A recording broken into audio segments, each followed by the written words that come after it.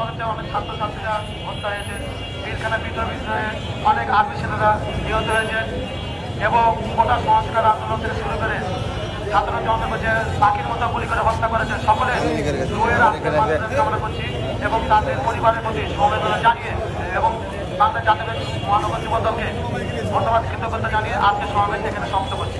আসসালামু আলাইকুম।